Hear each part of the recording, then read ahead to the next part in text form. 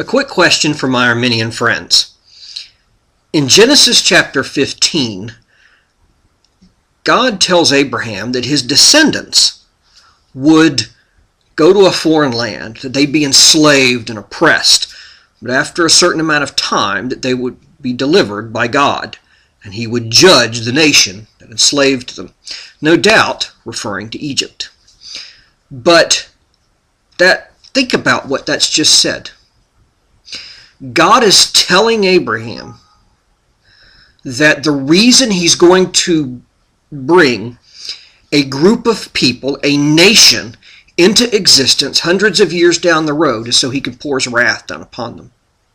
So he can reveal his justice and his righteousness and his mercy and grace to his people.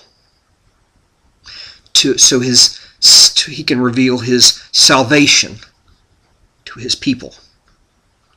That's why these people, the Egyptians and Pharaoh, will exist. That's what the text says. That's why they're being brought into existence. But it creates a problem for the Arminian. Why? Well, because the Arminian says that Christ died for all men. He has died for every single human being who ever exists. But that means Christ died for the Egyptian people. And the Arminians say, well, yes, he died for everyone. But I don't know if you see the problem yet or where I'm going. But the Arminian, unknowingly here, or maybe knowingly, I hope not, has created a dissension in the Godhead, in the Trinity. You see, you now have Christ dying for a group of people who, presenting a sacrifice to God for a group of people, the Father, at no time, and even tells Abraham, he is not intending to save them.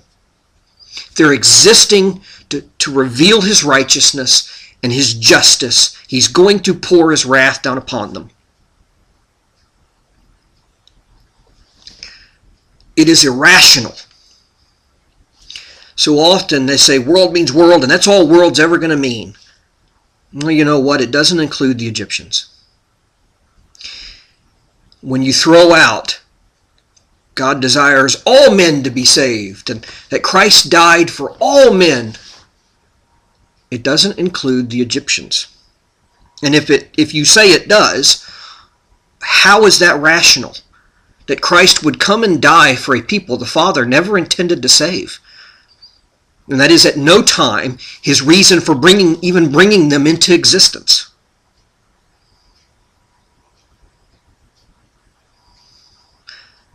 Something to think about, huh? Imagine Christians holding a position that creates dissension within the Trinity and the persons of the Godhead. The Father interceding on behalf of a people, Christ interceding on behalf of a people that God the Father has no intention of saving. In other words, the Father rejecting the prayer of the Son. Now, I don't mean to say that Arminians intend this kind of error. Most Arminians I've ever encountered never even thought about it. But it's something to think about. Something I came to realization of in studying through Leviticus and through Hebrews and seeing Christ's high priestly work. I hope my Arminian friends think about this.